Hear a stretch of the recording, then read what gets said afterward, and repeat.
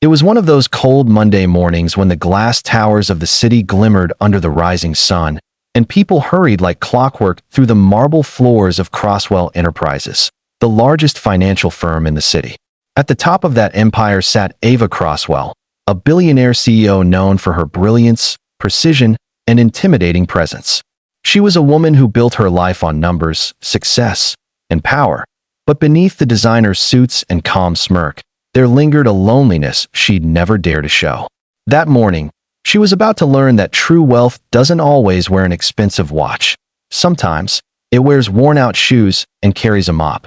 Before we continue, if you believe in kindness, humility, and second chances, please take a moment to like, comment, share, and subscribe to our channel. Your support helps us bring more stories that touch hearts and change perspectives. Ava's day had begun like every other. Sharp meetings, curt decisions, and the endless rhythm of control. She walked through the hallway, her heels echoing against the floor like small declarations of authority. But that morning, her irritation flared when she noticed a janitor still cleaning the floor outside the boardroom, minutes before her important investor meeting. "Be quick about it," she muttered, barely looking at him. The janitor, a middle-aged man with calm eyes and a quiet face, simply nodded and continued wiping the floor with slow, steady motions.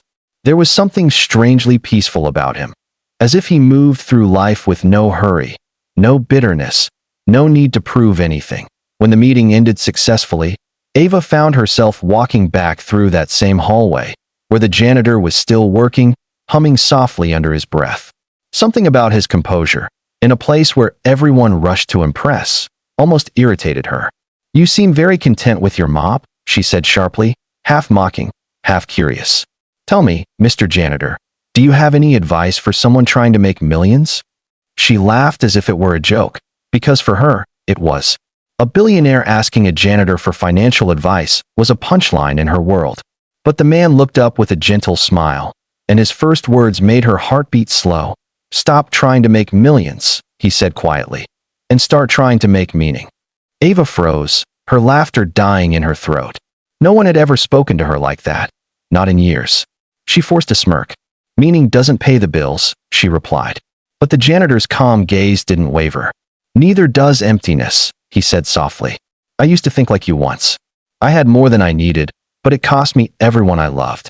When they were gone, the money couldn't buy them back." Something shifted in her chest. For a fleeting second, she saw something raw in his eyes, a sadness buried under calm acceptance. She wanted to ask what he meant, but she didn't. Instead, she turned and left, brushing off the strange heaviness that had suddenly filled the air. But the man's words followed her like an echo that refused to fade. Over the next few days, Ava found herself watching him. The way he greeted everyone with warmth, the way even the youngest interns smiled when he passed by, and the way no one seemed to look down on him despite his humble job. It was as if his presence carried a quiet strength that money couldn't buy. A week later, Ava stayed late in her office, working under the dim light of her desk lamp. Outside, rain poured against the windows, and the building had emptied out. When she finally stepped out, she found the same janitor mopping the floor near the elevators. He looked up and smiled. "Long day?" he asked. She hesitated, then sighed. "Every day's a long day," she admitted, surprising herself. He nodded. "That's because you're carrying more than just work," he said gently. "You're carrying the weight of being needed, but never known." Ava didn't reply, but her throat tightened. For the first time in years, she felt seen, not as a CEO, not as a brand, but as a person. "You talk like a philosopher," she said quietly. "Maybe," he smiled. "Or maybe I just had enough time cleaning up other people's messes to understand how much dirt money can hide." She couldn't sleep that night. His words played over in her mind. "Stop trying to make millions. Start trying to make meaning." It was strange. She had spent years chasing expansion, acquisitions, status. Yet now, the one person who made her question everything was a man whose name she didn't even know. The next morning, she searched the company records and found him. Ethan Cole, 54, janitorial staff, employed for 8 years. A few quiet inquiries revealed that he used to run a small family business before his wife's illness and medical debts wiped everything away. After her death, he'd sold what little he had left, paid off the debts, and taken a job at Crosswell Enterprises, the very company whose investments once contributed to the collapse of his old business. And yet, here he was, sweeping its floors without bitterness, without complaint. Ava couldn't believe it. That night, she waited until he finished work and offered him a ride home.